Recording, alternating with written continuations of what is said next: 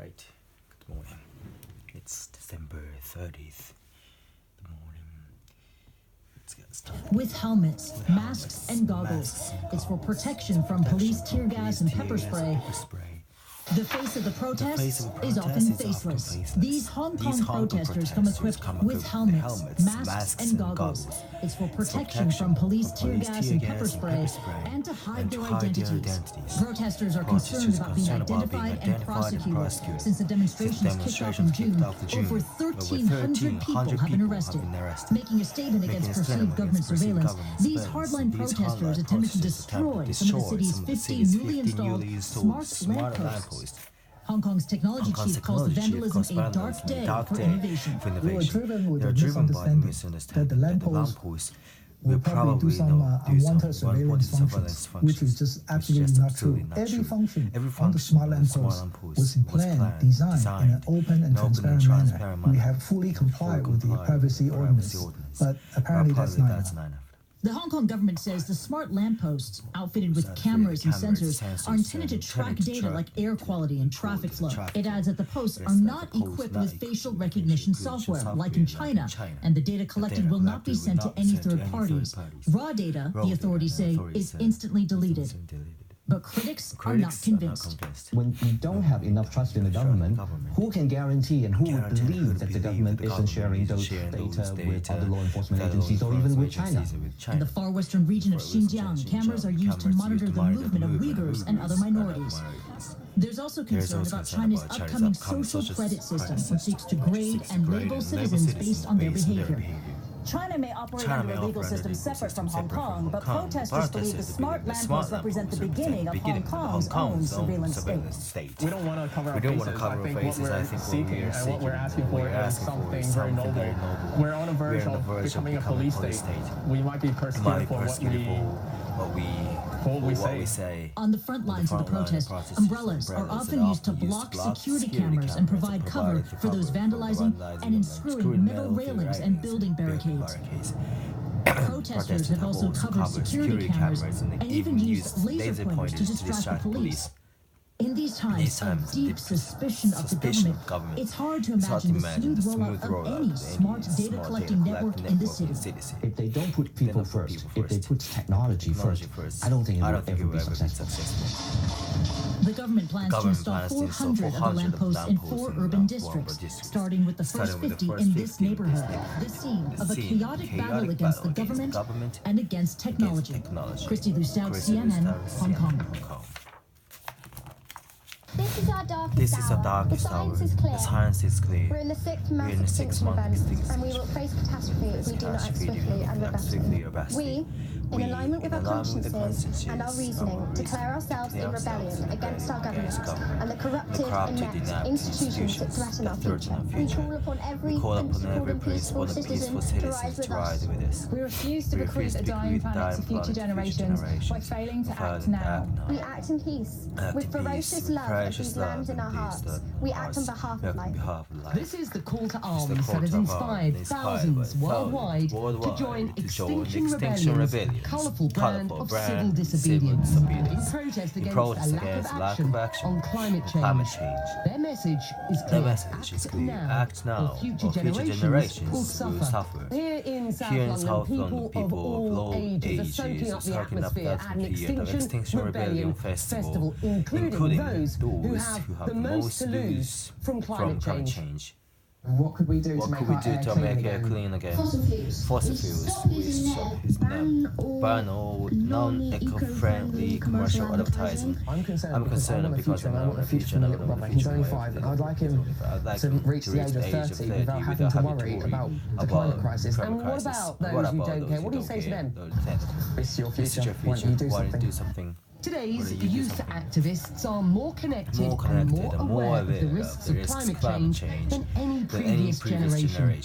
Inspired by climate activist Greta Thunberg, these kids are determined to have a say in their future. The children are the people who will be affected by this. The children are the people who are growing up in this world with all this pollution and cars. As tensions in the climate crisis grow, the rise of youth activism looks set to continue. Children know about these things and they do actually care, and it should be everybody's listening to, not just adults. And despite the gargantuan task ahead of them, these kids have hope that they will succeed where previous generations have failed. I hope that climate change in the future is going to be something that is in a book of myths, that grandparents can tell their grandchildren about how a group of activists that realised the change needed to be taken saved the planet, and we need to make our stand and make sure that our voice is heard. Becky Anderson, CNN, London.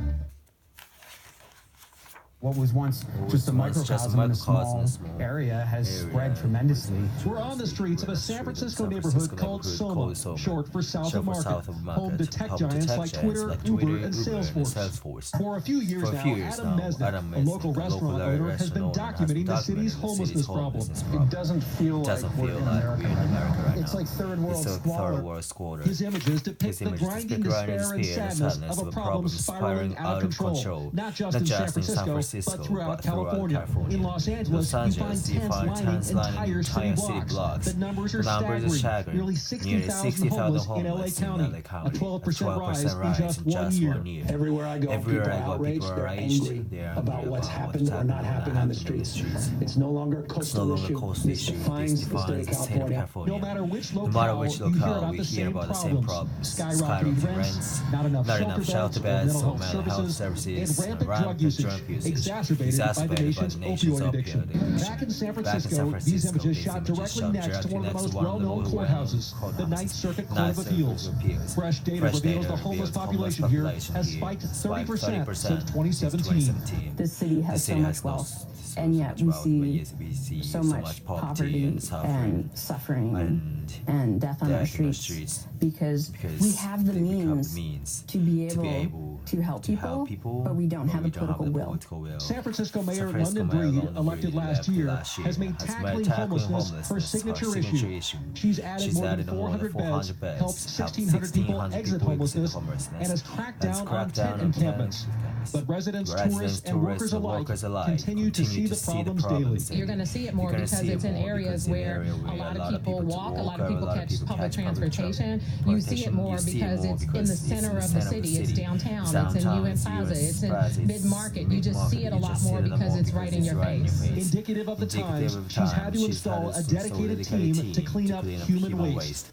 Adam Mesnick, who helps many of the people he encounters with food, a few bucks, or just conversation, says he's embarrassed to have his out-of-town relatives come for a visit. It's one thing on television, it's one thing in the movies, but this is real life. And real life San Francisco, the streets are really tough. Really tough right now. And the problem is growing faster than the city can fix it. For every person the city gets in support of housing, another three will wind up homeless. Dan Simon, CNN, San Francisco. Dan Simon, CNN, San Francisco. CNN newsmakers today, considering Facebook's plan to launch a cryptocurrency and doubts about its handling of political advertising. Facebook CEO Mark Zuckerberg spent a day on Capitol Hill making one of his boldest pitches yet. The social website should be allowed to launch a global cryptocurrency called Libra. Some lawmakers were not so impressed. Zuckerberg told them that if Washington blocks his plan, the U.S. could lose its standing as the world's financial leader, with China moving in. We can't sit here and assume that because America is today the leader, that it will always get to be the leader if we don't innovate. But some fear that Facebook's digital currency could upend the global financial system and make the company even more powerful than it is today. Josh Constantine is the editor-at-large at TechCrunch, and he followed, of course, this testimony closely. And in terms of Libra itself, Josh, where do you stand? Is it just another competitor on the cryptocurrency file, or is it innovative? It's very different than most cryptocurrencies like Bitcoin or Ethereum. There you gamble and you hope that the value of the coin goes up. Whereas with Libra, it's designed to stay permanently stable, and it is innovative in that it's using this broad approach of bringing in all these different companies. But the problem is that Facebook is still at the core, and it's not the kind of company that people want launching a cryptocurrency or potentially endangering the global financial system. Nothing proved that more than Zuckerberg, again, having to answer questions about the way it's handled elections in the past and the way it will handle them in the future. Under your policy, could I pay to target predominantly black zip codes and advertise them the incorrect election date? No, Congresswoman, you couldn't. But you said you're not going to fact check. Would I be able to run advertisements on Facebook targeting Republicans in primaries saying that they voted for the Green New Deal? I mean, if you're not fact-checking political advertisements, I'm just trying to understand. I don't know the answer to that off the top of my head. I think. So you don't know if I'll be able to do that? Josh, he seems confused about his own policy there. Mark Zuckerberg simply doesn't have a great argument for why it should allow misinformation in political ads, especially given the ads don't make Facebook that much money and cause it great controversy. It has repeatedly claimed that this policy favors challengers instead of incumbents, yet we've seen that it's the richest voices and the biggest incumbents that spend the most on Facebook ads. And I worry this could lead to an arms race of political misinformation in campaign ads, where people say increasingly terrible things about their competitors and say, only I can save society, donate to me now, and then just buy more ads, spreading more lies. Benjamin Boaz presents My 30-Year Love Affair with Japan, a personal reflection on the allure of Japanese pop culture and subcultures. Hi everyone, I'm excited to tell all of you that I recently did something I've wanted to do for a long time. A few Sundays ago, I attended a performance by the wonderful Tokyo Philharmonic Orchestra in Yokohama. But they weren't playing their usual classical repertoire. All of the music performed that evening had been composed by Anderson Cooper 360, in which U.S. Senator and presidential candidate Kamala Harris discusses what seems to be an illegal attempt by U.S. President Donald Trump to pressure the government of Ukraine into providing damaging information on his political rivals. Good evening, we begin tonight with breaking news. More damaging testimony in the Ukraine affair, another indication of how badly President Trump's personal attorney wanted to obtain dirt on the president's political rivals. The news follows 2 weeks of other testimony that, taken together, lays out the parts and pieces of what is a wide-ranging, sustained, intensive campaign to get a foreign government to do the president's personal political bidding in exchange for badly needed military assistance. And of course, this comes at the end of a day of damage control after the president's own acting chief of staff conceded yesterday that yes, there was a quid pro quo with Ukraine. Joining us now, someone who not only is running to defeat President Trump next year, but will also be one of the Senate jurors if he's impeached. She also sits on the Senate Intelligence and Judiciary Committees. Kamala Harris, thanks for being on the broadcast. Appreciate it. First of all, just what's your reaction to this latest reporting about Giuliani trying to override the Ukraine embassy and the State Department to get a visa for this former prosecutor? Anderson, it's further evidence of corruption by this administration and the personal attorney of the President of the United States clearly implicitly being given permission to act as though he is an arm of the government and the State Department.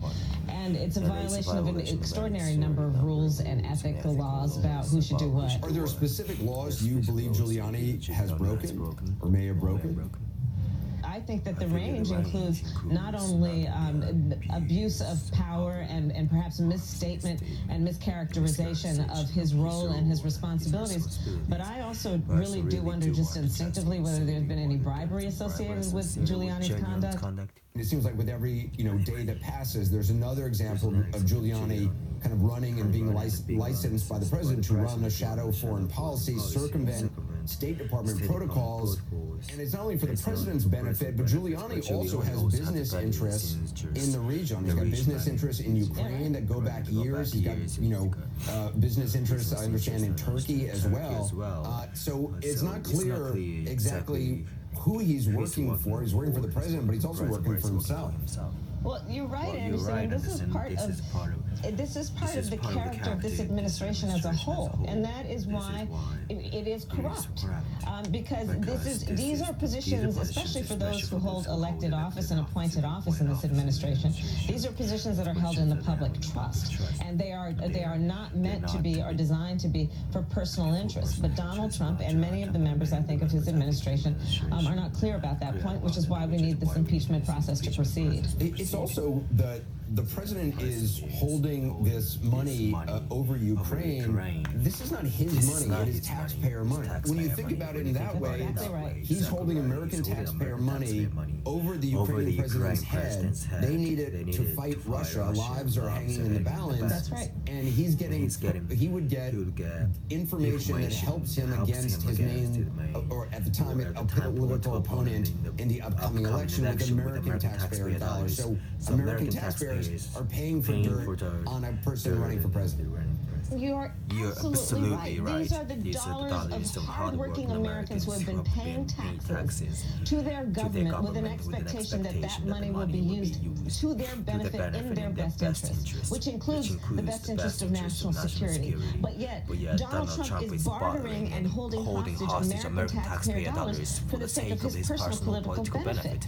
It is also a misuse of public funds in a way that is unethical and is frankly in violation of all that we would expect the president as commander-in-chief would do for the best interest of national security. It was so strange yesterday. I don't understand how, with a straight face, Mulvaney can claim that dirt on the Bidens had nothing to do with it when the president in the transcript not only says the Bidens, but also just on the White House lawn, I think it was October 3rd, he was asked, what did you want the Ukrainian president to do after the call? And he said, in fact, investigate the Bidens, do something on the Bidens. I mean, he has said it multiple times. He is committing these acts that are violations of the law in the open, in the plain sight of the American people. There are some who might be confused and might try to interpret, well, how could he possibly be committing a crime if it happens in public? There are plenty of crimes, let me tell you, as a former prosecutor, that happen in public. I mean, you know, Mick Mulvaney, people say he must have meant something else. How could he possibly have told the truth about the fact that this was quid pro quo? That's called a confession. That also happens a lot in criminal cases. So, you know, what we are seeing is what is frankly not atypical in a criminal proceeding, because often there are people who actually observe the crime as it is happening. And so this is what we're seeing with this case. Okay. Oh gosh. No, it's raining. Oh, I don't think I'll be able to overdo the library today. It's raining heavily. Wanna know why I will stop. Alright. Finished. So let's see.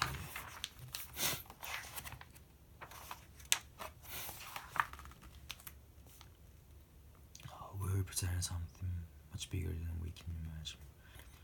So in rational terms, if you think in rational terms, you're limiting yourself and your horizons.